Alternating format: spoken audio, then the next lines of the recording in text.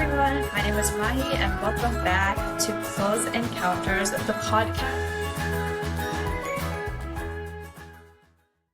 Hi everyone, my name is Mahi and welcome back to the first episode of Close Encounters after the winter break or the holidays, whatever you want to call it. Anyways, we know how much you missed us thanks to all the messages flooding our DMs. Very nice of you. So, this is our first episode back from the holidays. Very excited to be back. So, without further ado, let's just get into it. Let's just start the episode. Really excited to welcome my guest today, Muskan. Hi, Muskan. Hi everyone, my name is Muskan and I'm studying in the University of Wollongong, Dubai, currently in my first year, going to be majoring in human resources. I feel like I just lost half my questions, but okay. So, how are you doing today? I'm doing great. I think I had quite a hectic day before this, but I think this is something that'll calm me down and be something nice for me as well. Really? What was so hectic about you? So unfortunately, my uni has given me some trouble because I only got 8:30 classes in the morning. So for the past few days, I've been waking up super early. And today, my school contacted me to come back to school for a little something that they had to give me, which they couldn't give me as of yet, but I saw what it is. It's a trophy that I actually got. And but yeah, I had to travel from to uni and then from uni to school and then to school from school here. So that's been my day. I can't even get from home to uni. I don't know how you did that. But how has life been for you lately? How were your holidays? What did you do? My holidays were actually pretty well spent, I believe. I think this time I got a lot of family time, and I was also able to dedicate a bit to my extracurriculars because uni was there for the past 3 months and I couldn't really give my best to it. So I was doing a bit of extracurriculars, went to Abu Dhabi for a few days, went like a little bit far away to like Hatta and like parks to do some barbecue and stuff. So that's how I spent it. How about you? Me. You know what? When I think about it, for me, this time winter break felt really short-lived. But I had some fun. I made, a lot of arts and crafts. I made this bracelet. It looks really pretty. Thank you. Thank you. I like your bracelets as well. Really cute. Matches the whole outfit. Thank you. Yeah, I watch shows, a lot of shows. I watched a lot of movies. I kind of stopped using social media for a while. It's Okay. been like a goal for me to like stay away from it. Mhm. I failed for the past couple of days, but it was good. And I actually like the alone time and like Mhm. keeping to myself. Right. So it's been really sort of rejuvenating for me. Mhm. I went out. I went on walks a Mhm. lot. Weather's Oh, really okay. nice. Yes, Yeah. definitely. Yeah. Got a cold from it, but it's been good. Yeah. So you started uni recently. How has that been for you? How were you like in school? First of all, let's talk about school. How was school for you? I think school, it's kind of like sad memories because I think like it was really like sad to leave everyone behind, the teachers and everything. They were really amazing. They were like my support system, I would say, and my friends as well. All of them went to their own like unis in different countries as well. So I'm actually out of my friend group. I'm the only one who remained back in Dubai. So I'm feeling quite a bit lonely, but I think uni was able to get me in and I made a few friends there. But yeah, in school, I feel like I was one of the people who would want to overachieve. So Oh, that pressure was horrible, especially during the last 3 months because CBSE yeah. board and Oh, board exams yeah. and stuff. But thankfully, like thank God and like all the teachers, I was able to excel and do well, and that's seen in my marks as well. So I was really happy about that at the end of the day. I feel like when you're in school, there's a pressure to be an overachiever, but I feel Mhm. like when you come to uni, it kind of all just goes out the window. I mean, if you get a passing mark, it's good. Yeah, I think the shift in the culture, I've really seen it in the students as well. And I think I saw the shift in myself as well, because especially with the new grading system and how uni works, it's quite different from school.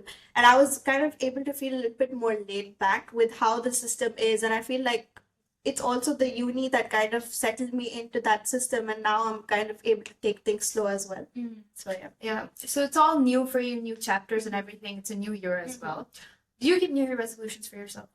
I actually kept very generic ones because I know if I'm gonna get too specific, I'm Ah. not gonna be able to achieve them. So have you ever had any goals that were like too ambitious?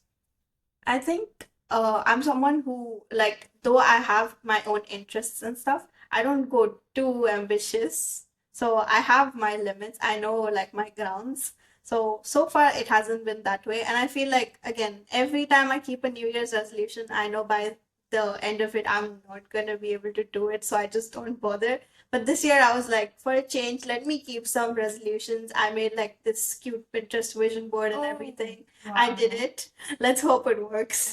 Give me one resolution. What is something you have? I think one was to prioritize savings. Okay, Yeah, good. so I'm really like interested in keeping my personal finances well intact, and I think this is something really crazy that I was thinking of like a year or two back. I was like, as soon as I start earning, I'm gonna make like funds for everything, like a housing fund, a child fund, everything, From everything. now itself. Wow. Yeah. That's ambitious. She's doing it. That's actually good.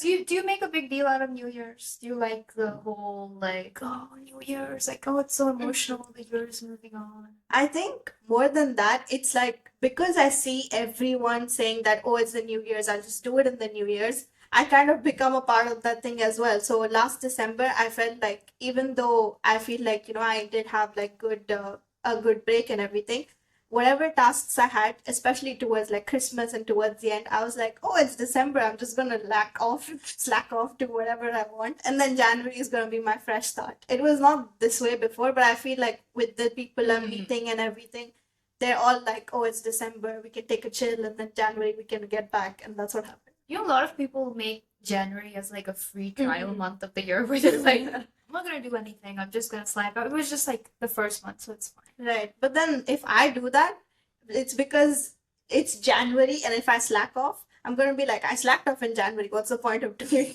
better in Feb? Oh, that's so fun. So you told me you're an extroverted person. You like meeting new people. Let's Yes. talk about that. Now, in general, how do you like if there's a big crowd in front of you, how do you pick people from that crowd and you think like, okay, this person's right for me? After that, you're like, this person's right for me, or this person seems very nice. How does that like thought process? I think though I'm a big extrovert, I feel like COVID did change that a little bit. So I have become a little bit more hesitant.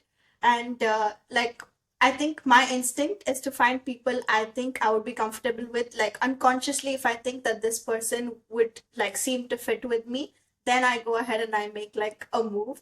But then if they don't seem that way, I overthink like 1,000 times before I go approach them. So that's also something that I face. So, have you ever like struggled in uni with anything, especially with socializing? Because it's different in uni. Yeah, Because yeah, yeah. people are closed off. They don't really want to talk to you sometimes because Mhm. that's how it is. Do you struggle with that in uni compared to school, talking to people? I think in school, because of the limited number and how everyone's like the same subjects and everything as such, it was a little bit better because we all knew each other. We've been in the same school for quite a while. Uni is like everyone's new out of nowhere, like not out of nowhere, but they've all come from different schools in different countries. So I feel like, yes, there is like a bit of closed off, kind of with nature, and there are groups because people resonate with like, the people from their own countries a bit more and stuff like that. But at the same time, I feel like I found a few people who gel well with me, and hopefully they continue. And one more worry that I had was because in the first year we're all business students, right? We have the same subjects, but when we go to the second year, we transition into our own majors, and probably I will never get to see them again because their classes might not be the same as mine, and they might not clash with mine. So I'm just hoping that's not the case. So, are you also teaching yourself like the don't get too attached mentality? Like, don't get too attached to these people, or as you've said, Mhm. like classes may change and stuff like that. So, are you approaching it like that, or you're just like, I'm gonna enjoy it? I think it's midway. Like, I'm okay, like I'll enjoy it as much as I can whenever I can. But at the same time, like if I feel like it's gonna be too much of a situation where I wouldn't be able to meet them and stuff like that, I might hesitate a little. But so far, like the friends I have, they're really good, and they seem like, people who will still continue to text me or like have contacts with me even if our classes change. So I'm grateful for that. That's What fun. about you? How's it in your uni? Is it similar or? Well, see, I'm in my final year, Mhm. right? So Right. my kind of perspective and worldview on things have changed significantly. You know how like if you have older siblings or your Mhm. parents that teach you, like, Right. once you're my age, you learn what things are like. Once you're my age, like, you're just like, no, no, that's just stupid. Like, I probably won't think like you or whatever. But my Mhm. perspective on things have changed so much Mhm. where I feel like an adult, where I'm like, oh, like, that's what Right. people Right. talk about. I've made efforts to, Mhm. for friendships. It's something, back in school, you're a kid, Yeah. you might force things with people and you Right. might be like, okay, no, I want friends. I don't want to be alone. Mhm. I think in uni, it teaches you, at least even if the hard way, if you can't mesh well with people, don't force it. Right. Yeah, so I'm like last year, just like let it go, Mhm. frankly. I'm going back and I don't even, I'm just like, just chill. It's okay. Right. Right. Even if you have to be alone. Yeah. I think you learn how to enjoy your company. Mhm. And True. it's hard to find like the right people. Right. Sometimes you might have a nice conversation with someone, they might compliment you, and it can be till that. That's Mhm. it. It doesn't need to True. turn into a friendship. So that's what I learned. And I frankly, me saying that, it sounds like I'm like some ancient, No, no, I caveman definitely giving understand. advice. No, no. But yeah, it's okay. I think you might also later Mhm. on in your years you learn that, and it's okay. Self-respect, self-love. Yeah, Love definitely. yourself, Yeah. girl. That's something I realized like after like school got over, and also like because we had such a huge break, like I was thinking, what am I supposed to do in that huge break, right? Think maybe those parts helped me like gain a little bit of self-respect and self-love. Yeah. Yeah. So It's always nice when your brain matures that way. yeah, yeah, definitely. So if I had to ask you, like, who are you as a person, if you had to tell these strangers who you are, because we can't really, when we meet a new group of people, we can't really tell them exactly who we are because no one has that time and Right. people understand things differently. So if you had to tell me who you are, I'm gonna listen. Tell me, what would you say? I would say I'm a very like friendly person to approach to. Although I've heard people say that they think I'm a little scary, but it's not the case. I'm more than happy. Like if someone comes and approaches me, I'm more than happy to talk to them. And I've always been this sort of person who's always there to listen and kind of give advice. So if like someone's like facing any problems and stuff, like they can always come to me, and I'm always there for them. And as much as I love yapping, I love listening as well. So that's the kind of person I am. Very like easy to approach to. I wouldn't judge you. Like I wouldn't do that. So nice. Tell me a little about friendship breakups. Have you ever had any? I think, like you said, like in school we're all kids, right? So it's definitely a learning experience. Like the same friends I had maybe like in middle school would not be the same friends I had in high school, because there's some sort of a maturing that happens, like especially because I transitioned from middle school to high school during COVID, and we were all like locked up in our own houses. So you could really see like who would really like take the extra step to text you or like continue that interaction, and who would not. And I think that really changed my friend group from middle school to high school, and then even in high school, because it was like a teaser, I would say, like people who moved from 10th grade to science stream and people who went to commerce stream with me. The ones in commerce stream stayed friends with me, but in science it became a little hard to keep in touch with, because our classes wouldn't be the same and stuff like that. And I was like I said, I do a lot of extracurriculars, right? So I was like a president and everything as such. So during my free time and breaks, I wouldn't get as much time to go and interact with them in the other class. So because of that, we did kind of stretch apart. So Are you like one of those people who can't sit still? They just like to occupy their mind with doing things. yes, I really can't stay still. I don't know what it is with me, but I really like doing something or the other, and I'm always occupied. Do you like try to avoid your thoughts or something when you do this? When you're like constantly working, are you trying to like avoid your thoughts? I would say yes, I do. But there is like a really long backstory to it. But at the same time, like I'm okay with it now. It's become a part of me, so I do that all the time, because I don't like as much as you said you like alone time. For me, I can't really find things to do when I'm alone. I feel like I'm gonna be wasting too much time. It's become a habit of mine. I would love to change it, but that's how it is. So if someone had to describe you from what I heard, if I had to call you like an overachiever, Mhm. is that a term that you associate, Do you think it has a negative for you personally? Is there a negative connotation for it or a positive one, or you're just like overachiever? Like I don't constantly like put myself down to like get work done. What do you think? Right. I think it's very like subjective in the sense like being an overachiever is not bad in a way, but at the same time, people have these sort of expectations for you that make it like very different. Like even though I'm an overachiever, I'm not the nerdy type of person who's Yeah. only going to be studying or only going to be doing this one thing. I'm open to all different things. Like I love like activities and stuff. I love doing like playing board games and all these things. Like if you're gonna come approach me and like say let's play, I would definitely be down. But then people have this sort of a perception that, oh, if she's an overachiever, she would not do this, or she would not like to do this, or if I approach her, she's not gonna be happy with it. So these kind of things, I feel like I really had a hard time because that's not what I want people to perceive. But some way or the other, that's how it's become. So Have you tried to ever like manage these expectations of people? At first, you're like, that's not who I am. Maybe like that's what you think, but let me tell you, you're wrong. I think this is what I've heard from my friends as well. In the beginning, the people who like they were kind of hesitant to approach me because they had these similar, expectations or like, thoughts that this is me.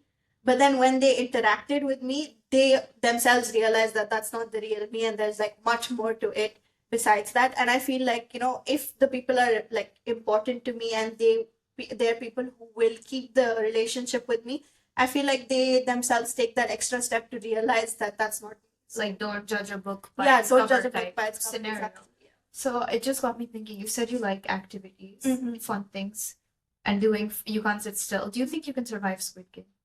I feel like maybe and maybe not. Here's the thing, like I would obviously kind of catch on to the fact that like especially like I think we have to go back to season one because in season one no one knew anything, right? And when they first started playing the games, they were very like, whatever to the games. And we saw people like Yeah. die because they were very whatever.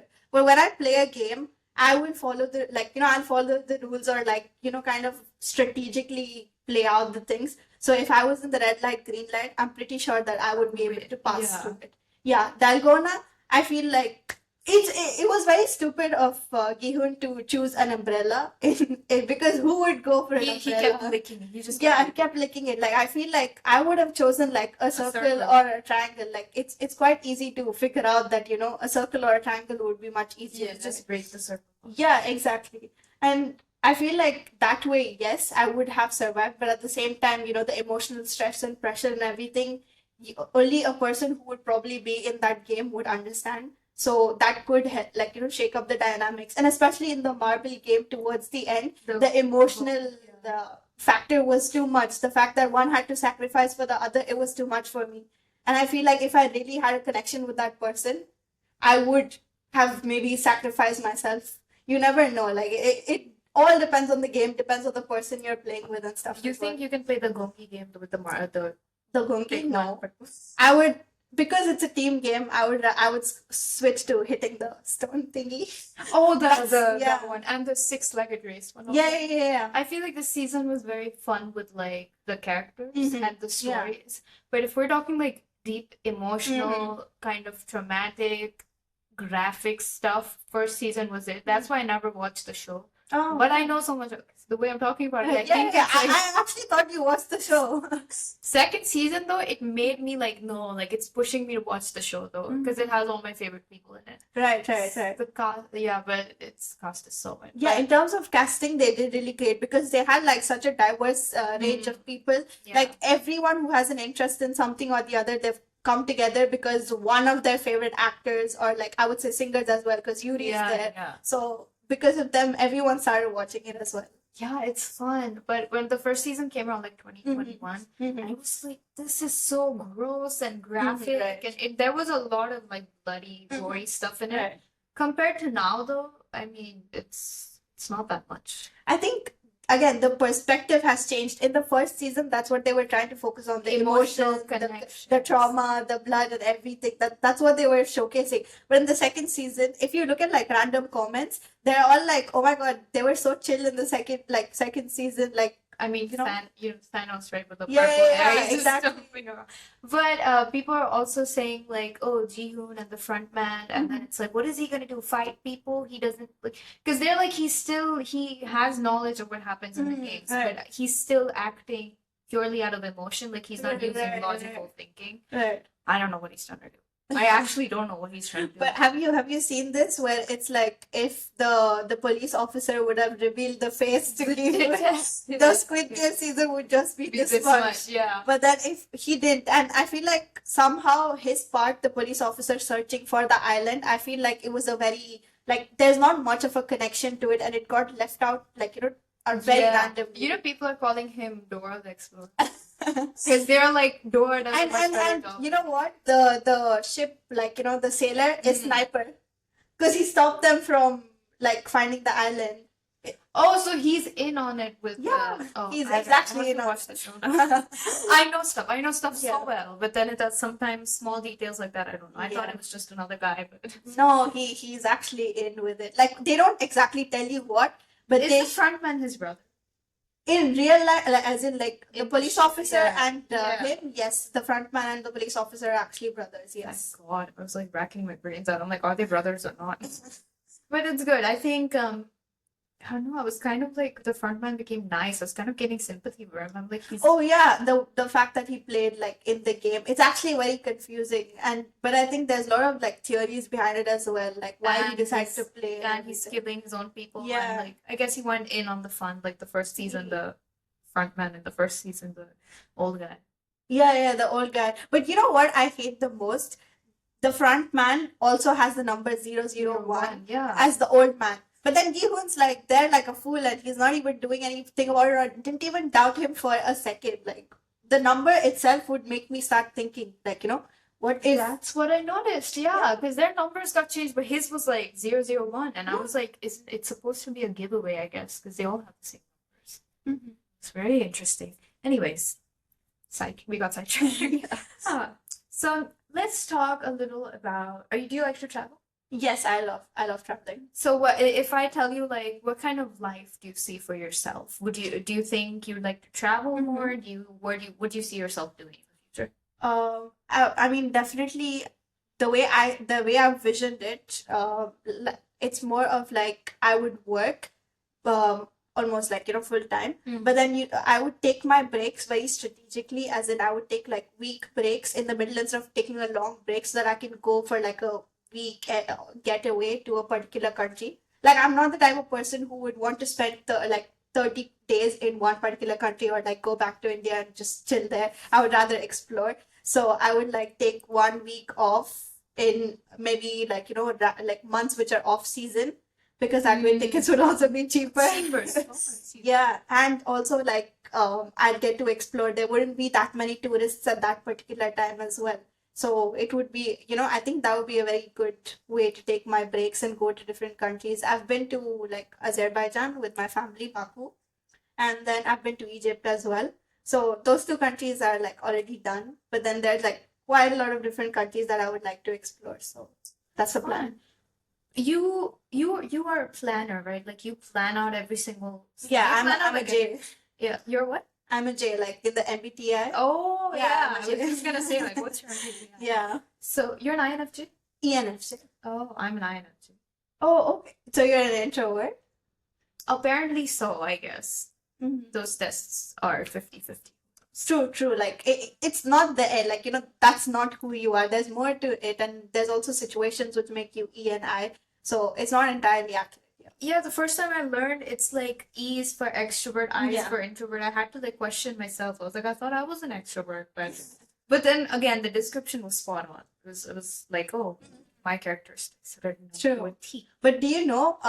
So I actually attended this very small psychology course, right? And what they did was they gave me a particular score towards the end of it. It was literally a Google form, okay? And in a Google form, you can't like obviously manipulate the results. It's all generic results, right? So I got a particular score and I looked at the description for that score and I was like, that is so me.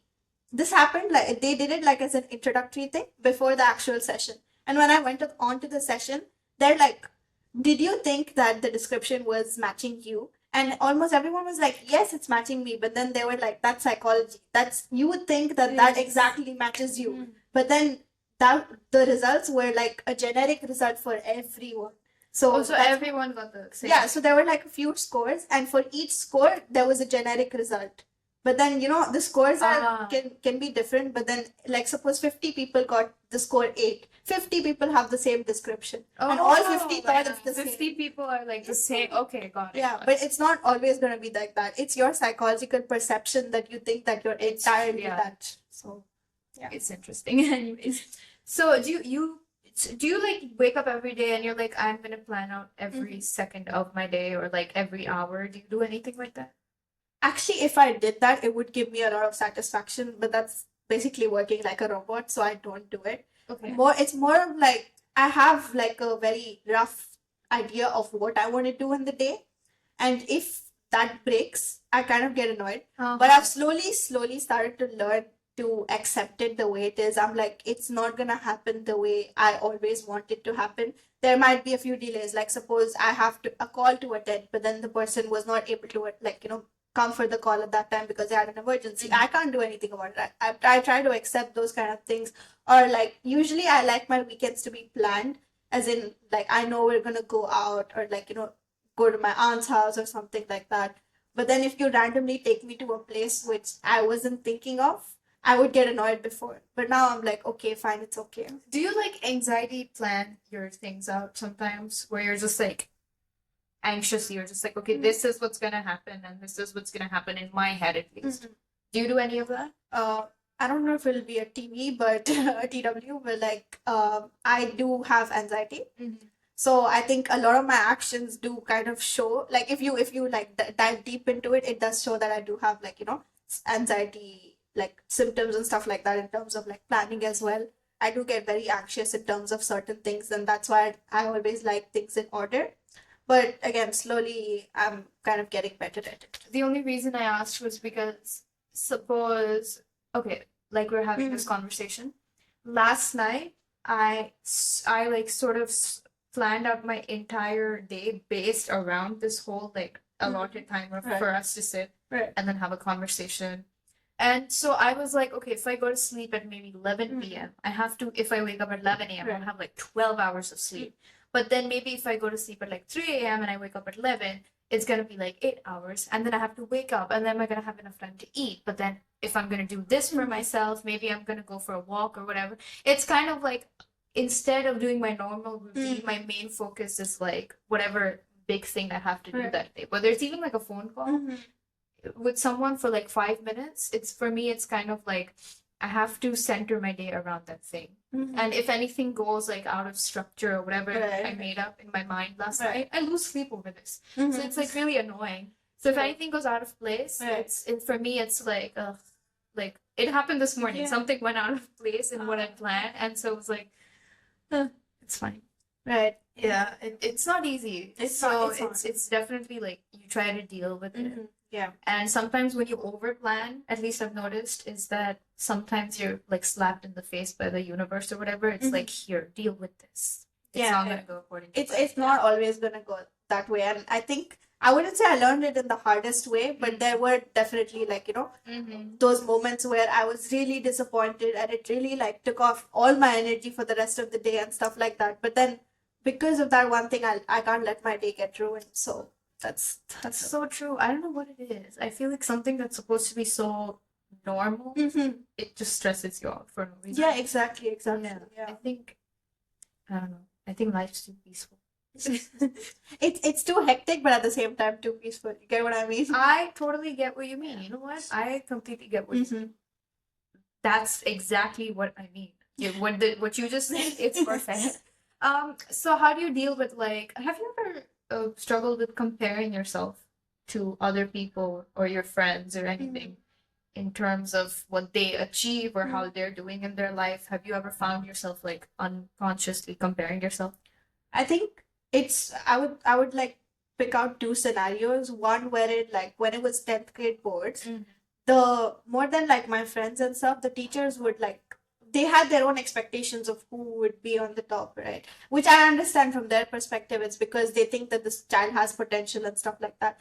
But at the same time, there used to be some sort of like a competition, like, oh, she got a little bit more, oh, she got a little bit less. And that really stressed me out. And because of that, I feel like I didn't do as well in my 10th as I would have, wanted to.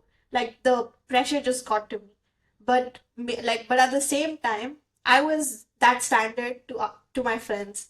Their parents used to say, oh, she got this much. Or like when their grades would come out, they'd ask, how much is Muskan's marks? Or like, how much is her marks and stuff like that. And they would, like, I would be the standard for their parents. So it's the two cases. So from both sides, there was already a lot of like pressure, kind of. Yeah, I feel like I would, it's my friends, right? I feel like, it would maybe make a little, like, less, it would make a difference if I wasn't the person they would be compared to, because then they would relate more to me, right? If obviously in their house they're gonna hear Muskan does this, Muskan does that, that kind of hinders like our relationship as well. If the person like is really like carefree, or like, they're okay with that thing, that they know that I'm not that kind of person and stuff like that, it's fine. But at the end of the day, I would still feel, a little bit hesitant, or like, sad about the fact that they have to be compared to me. How would they feel, or something like that? I think it's every parent's like default. Yeah, to do true. that. Do you think you were ever like comfortable enough to actually open up about this to people? Like I'm feeling to like adults, like I'm feeling this way, or like these expectations that I have are making me feel this way, or so and so, or Yeah, I think it was obviously the end was not very pretty, but it got like, because like I said, the expectations were getting too much. It did get to a point where I was completely burnt out. And because of that, obviously, if I'm burnt out, everyone around me is going to be able to sense that. And they were able to sense it. And when we had the whole confrontation, it did kind of get ugly. But at the same time, it was needed, because in 11th and 12th, I didn't get the same pressure. And that really helped. And I feel like that is the lack of that pressure is what made me strive. Like that's something that I really felt. And I tell everyone, like, though it had to be ugly and had to get me to my lowest point for me to kind of show it to people, it was really needed for me to, come back. I feel like it doesn't always have to be ugly. Maybe it doesn't. It doesn't. Yeah, I guess when you open up to your parents, sometimes they don't really understand it. Yeah. So they're like, nothing like that, or, so on and so forth. But then sometimes they also don't notice how you're feeling. So for them, they're like, oh, you're completely fine, and this is needed to keep you on top of your game and stuff like that. Yeah. But it's good that you kind of like felt. Yeah. It doesn't have to be ugly. There are people like parents who get it and everything, and we can't really blame our parents, because they're so used to that Indian mindset, or like that mindset of you have to do well, otherwise you're not gonna get anywhere. So it's because it's been embedded in their head. They pass it down to us. Like there's so many things that we see in our parents, and we say we don't like that action, but unconsciously we do it to someone else as well. And it's the same thing that happens most of the time. It's true. So you also said you like graphic design. Yeah. Are you studying HR because you're extroverted, or you're like a people's person, and in HR you get to deal with people? What's your reason behind that? So that was one of my initial reasons, as in I wanted a very people-oriented job, and like I felt like HR would be like the field that I would fit in well. But then very recently I heard like someone tell me that every job is people-centered job. Like, even a finance manager has to deal with other people in the department, and, stuff like that. So I was actually going to use finance as an example, and an accountant as an example of a not people's job. It actually, every job is like, you wouldn't, because a finance person cannot function alone. They do a lot of like, checking, and for their records, they have to deal with other departments to see their finances and everything. Sometimes you just go days without any human like conversation. You're just in a cubicle and you're working. True. That is also very true. But that was like a perspective that I heard from a professional working, and then that kind of opened my eye as well. But at the same time, like I did do a lot of like research and understanding about myself. I did like that whole test where they check what your interest lies in, which career you do well in. I forgot the name of the test, but I did all that, and even that gave me that understanding that I would do well in something psychology related, or like HR related. And I studied psychology as well in school, and there's different branches. the branch that I really like found myself enthusiastic about was organizational psychology, which is like, Like yeah, organization behaviors and stuff like behaviors that. and stuff, and how better a person like a psychologist can make the dynamics of a company. So that's also pretty similar to like HR and stuff like that. So that's basically my reasoning for why I would, do HR. It's fun. So you like graphic designing as well? What do you like about it? Um, Literally like a few hours before someone asked me like why I do graphic designing or how did I start doing it. I can't remember how I started doing it. Like one random day during COVID, it just happened, and I've been doing it for a while now. And I don't know, maybe it gives me like a sense of like mixing and matching things gives me a sense of accomplishment if it looks pretty, kind of, Nice. And but then as much as I love doing it, I know that I wouldn't want to make it a job because I want to leave at least something that I can still go back to as a hobby and not make it like something I hate because it's a job. Because graphic designing as a job means I would need to design like 100 things or like 50 things, but as a hobby I could just design one or two as the way I like it, the way I would want to customize my colors and everything. So that's why I just left it as a hobby and not something that I would want to pursue in the future. Are you like an expert at it? Can you do like the fancy stuff? I do it mostly on Canva because Photoshop and stuff is paid, but yeah, I think pretty much I can do a little bit of it. I do design for I'm a part of a non-profit organization, Isaac in UAE, right? And I also do design for their page, so you can definitely check it out there as well. I love that. Okay, so we have one last question. Now, if you could vent about a topic, okay, like just talk about something that you don't understand at all, could be something really silly, could be just something whatever you want. What would you vent about? Like if a person just asked you, like just complain about anything you want, what would you do? Like went about anything. Anything. It could be anything. It could be about like a pencil. It could be anything.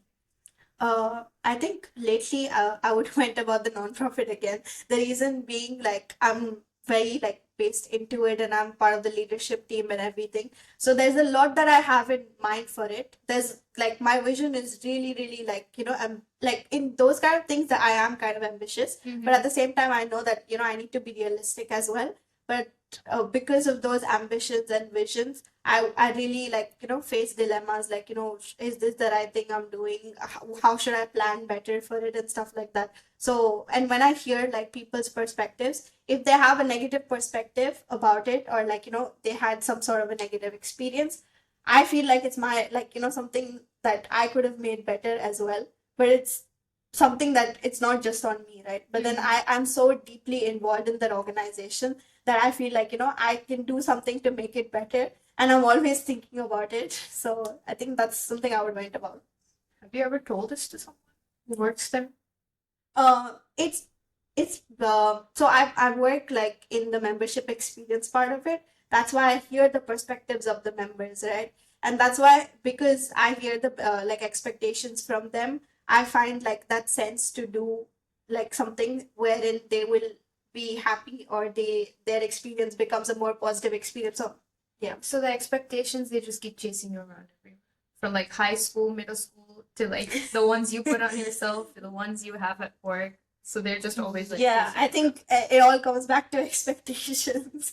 But yeah, definitely. But the way the organization structures is we're very open, and that's what I like as well about it. We discuss a lot of things openly, and that's also why these perspectives and expectations arise. But at the same time, the organization is not the type of organization where just because like the expectations are there, but they don't chase you. They're like, kind of the building blocks. They're always there to make you better or like improve yourself, but it's not like, oh, you have to do it that way kind of a thing, which I really appreciate. Yeah. Really cool. Anyways, so that brings us towards the end of our episode. Muskan, thank you for being here. Thank you so much for giving me this opportunity. Problem. Really nice to talk to you and opened up a lot about, a lot of things. So if you know her and you heard her say all that, well, we can have a conversation. Definitely. Please feel free to reach out to me. I would love to have a conversation. So before we leave, is there anything you'd like to say? Just look at the camera and say whatever you want. I think I spoke a lot about expectations and stuff, and I would definitely say don't let it get to you. and obviously don't let those expectations get the worst out of you. You have control over it. You can take like that stand and say no, and maybe that's the step for you to have like better days, better relationships and whatnot. So don't let them get to you. Wow. That was great. Don't let it get to you. Anyways, so thank you for watching our episode, and don't forget to like and subscribe and comment and all the fun stuff, and follow our social medias. Anyways, Instagram. That's all we have. Anyways, we'll see you in our next episode. Bye bye. All right, thank you.